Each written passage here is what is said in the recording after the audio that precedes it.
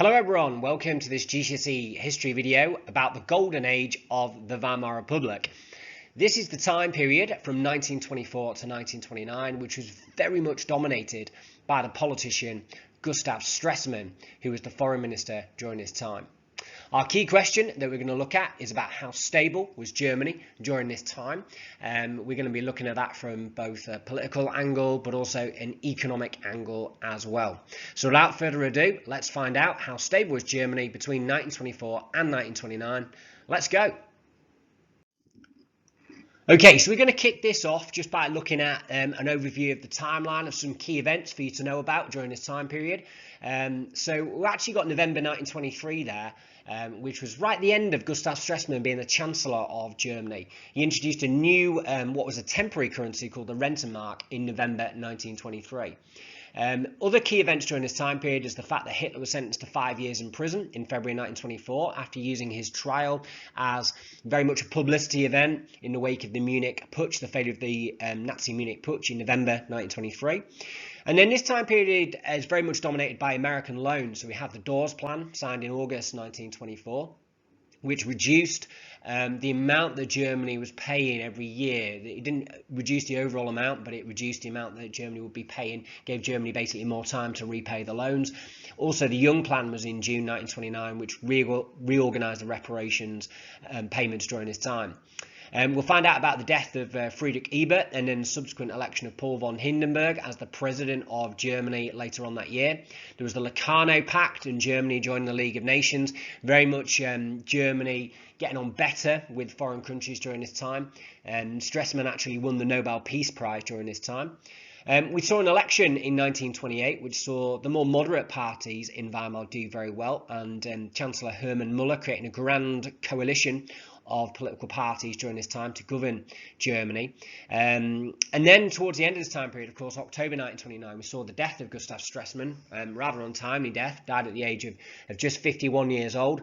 And then, of course, on the 24th of October 1929, the Wall Street crash in America, which then brought about the Great Depression of the early 1930s. So some key individuals for you to know about during this time are Stresemann, Friedrich Ebert, who was the first president of Weimar, died quite young in February 1925.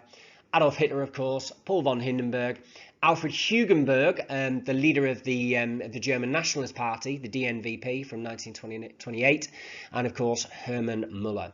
So let's find out a little bit more in-depth information about how stable Germany was during this time period. So this is Gustav Stresemann. Now, he actually became the Chancellor of Germany for 100 days in August 1923. And then he was foreign minister from 1924 to 1929. So he was only actually Chancellor for a limited time period. But his policy can be summed up by the word fulfillment, which was the idea that he was going to try and follow the rules of the Treaty of Versailles, try and repay the reparations that had been set a huge price in 1921. And the German word for that, which is a nice one to learn, is called Erfüllungspolitik. I'm not sure I pronounced that quite right, but that's the word for fulfillment. So what did that mean in practice? Well, you can see there in that purple box, it meant ending passive resistance. It meant reducing government spending, so around 700,000 public employees lost their jobs as a result of this policy, paying the reparations, brought in a new currency called the Rentenmark to stop the hyperinflation. And this then subsequently enabled him to get a little bit more sympathy, I suppose, from the Allies, and led to things like the Dawes Plan and the Young Plan, and Germany very much coming back in from the cold in terms of its relationships with other countries. Now, you can just pause this and have a look at this. We're not going to talk about this in too much detail, but this just gives you an overview of the different governments during this time. And of course, you can see there the government led by Gustav Stresemann in August 1923. And it lasted for around about 100 days before Stresemann was replaced by Wilhelm Marx. And we can see there that there was lots and lots of coalition governments during this time, and there's a link there to some of the main political parties during this time. A particular note actually is the inclusion of the DNVP in a couple of the governments during this time. They were the German National People's Party, the sort of nationalist party. So that's quite an important one to look out for. And there's some quite nice statistics there which show the percentage of the deputies who were actually supporting the government during this time. So you can see we had quite a lot of different governments during this golden age. So despite the fact that some people say Germany was quite stable during this time, you can see that the issues that were generated by the Weimar Constitution in terms of things like proportional representation meant that there was lots of different governments during this time. But having said that, there were figures of great stability within Germany during this time, and we would definitely argue that Gustav Schweitzer was one of those. The fact that he was consistently the foreign minister from 24 to 29, that was really, really important. So in terms of the economic challenges, the first thing we would say is that the hyperinflation crisis was ended. And one of the big things for you to be aware of is that one of the main reasons why the economy in Germany improved or seemed to improve during this time was because of the support from different loans, which were basically created by two international agreements. The first one, the Dawes Plan of 1924, and the second one, the Young Plan in 1929. Now, it's worth noting that the Young Plan of 1929 generated quite a lot of opposition within Germany, and it led to a campaign against it by Alfred Hugenberg, who's pictured there in the bottom right, who was the new leader of the German Nationalist Party, the DNVP, and became leader in 1928 and caused that political party to become more extreme, more kind of right-wing in its views, and start to be quite allied to Hitler and the Nazis. So that's something to be aware of. So let's just find out a little bit more about the economy in a bit more detail during this time. So you can see there is some good evidence that you can use in any question about the golden age of the Weimar Republic for economic strength. So things like industrial production levels increased and matched those in 1913. By 1928, German exports rose, wages rose year on year. There was a lot of investment in what's called the infrastructure of Germany, so things like roads and new hospitals. There's quite a lot of welfare spending during this time. So there's quite a lot of government spending during this time, and it certainly seems that the German economy had recovered during this time. So there's companies like IG Farben, for example, that became one of the most profitable and biggest chemical companies in Europe during this time. However, there are some underlying weaknesses, and there is an argument to say that really the German economy didn't really improve during this time. It just papered over the cracks. So unemployment continued to be an issue, a real lack of confidence from the middle class, and particularly that sort of lower middle class kind of shopkeeper group, the Mittelstand, who'd been quite affected by hyperinflation, problems in the farming industry as well. And just this idea that Germany is very much reliant on these international loans. The very famous quote from Stresemann himself, Germany was dancing on a volcano, definitely comes to mind. So, yeah, some good evidence for economic strength, but also quite a lot of underlying weaknesses in the economy too. And you can see there a graph that just shows that unemployment was a consistent problem during the golden age. And obviously that problem kind of grew obviously after the Wall Street crash and into the Great Depression, when it was about 6 million by 1932.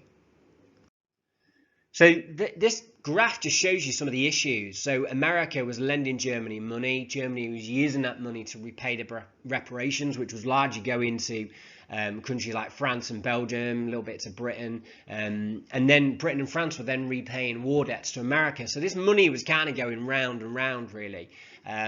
So it was all kind of quite shaky, the economic foundations, and we can see really that the USA was pivotal to this. So the USA's economic success was pivotal. So when the American economy crashed in 1929, that was a huge problem for not just the German economy, but the world economy at large. You know, all economies were badly affected in the early 1930s. So what about political challenges? Well, in terms of politics, there is quite a lot of evidence for stability during this time.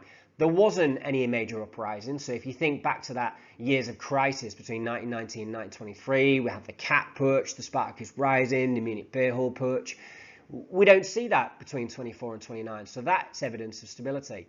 The election in 1928 was particularly rosy for the Weimar Republic, 61% of deputies supporting the government. The new Chancellor Hermann Müller, pictured there, he led what was called a grand coalition.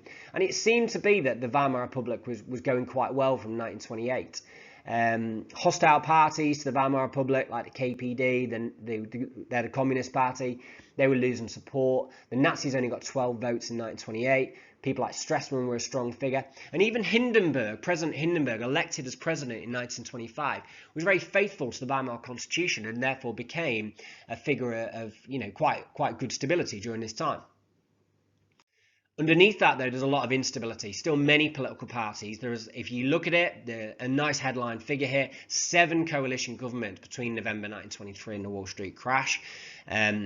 Although the Nazis had lost electoral support, they certainly strengthened their organisation and membership during this time. So that meant that when there was a crisis, they were in a good position to increase their support. It was only in September 1930 in the election, the Nazis got up to 107 seats. So they laid their foundations there during this time.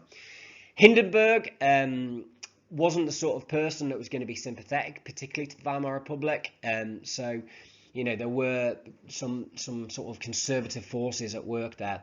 And then another evidence of instability is this guy pictured here, Alfred Hugenberg. He became the leader of the DNVP, the German nationalist, in 1928, and he actively worked against the Weimar Republic. And there was a big opposition campaign against the Young Plan in 1929. So there's a lot of evidence there for instability as well, I think. In terms of relations abroad, Germany negotiated some new pacts and agreements with allied countries. Of particular note there is the Locarno Treaties in 1925, where Germany promised to respect its western borders, led to improved relationships with France. It meant that Gustav Stresemann, along with Aristide Briand, who was the French foreign minister, they won the Nobel Peace Prize in 1926. Germany joined the League of Nations in 1926. So Germany is starting to become more accepted within the international community. I suppose the divisions of the First World War on the surface seem to be healing. But there is some evidence of instability as well. So perhaps Stresemann overplays his hand, thinks that he's more popular abroad than he actually is. And I think one of the key things here is as well is that Stresemann's policy of fulfillment very much plays into this narrative that the Weimar Republic is stabbed Germany in the back, the whole stab in the back myth. And I think we can see that most when we have this huge campaign against the Young Plan organised by Alfred Hugenberg with Nazi support. Hitler gets involved as well. So we definitely have this sort of nationalist anger still very much there and waiting to be unleashed. So you very much get the impression that, yeah, Germany is more stable during this time, but its relative stability compared to the great weaknesses between 1919 and 1923 and the huge chaos after 1930 as well. So I would say it's the most stable the Weimar Republic's ever been, but it is still very much papering over the cracks, I would argue. So there's a couple of sources here which you can just pause and have a look at just to give you some conclusions on this. I think it's really interesting that Stresemann himself used this phrase that Germany is dancing on a volcano, and he recognised that if the American loans were called in, Germany would be in crisis. When the Wall Street crash happened, America gave Germany basically 90 days to repay those loans, and this just causes huge problems in Germany into the early 1930s. But there are lots of signs of optimism during this time as well. And there's certainly evidence that Germany had become much more stable. And what I would say, as I was saying before, that this is the golden age of the Weimar Republic. So if you look at the Weimar Republic as an entity from 1919 to 1933, this is its best era. There's no doubt about that. But it is an era where Germany is in a lot of chaos, just generally during this time. So obviously in October 1929, 2 key events change the fate of the Weimar Republic. The death of Stresemann and the Wall Street crash, leading to that Great Depression, leading to these huge problems in Germany, which just get worse and worse and worse. Some really nice quote there from historian Mary Fulbrook, which talks about the facade. It seemed like there was stability, but in actual fact there were many cracks, both political and economic. So there's some nice quotes there for you to use. So just to finish off, there's some really good facts here for you to use just to help you revise. You can pause this and it just kind of goes through some of the key things that we've learned about. So that's the key question: how stable was Germany between the years 1924 and 1929? Thank you very much for listening. I hope you enjoyed that video. That's all. That was the golden age of the Weimar Republic from 1924 to 1929.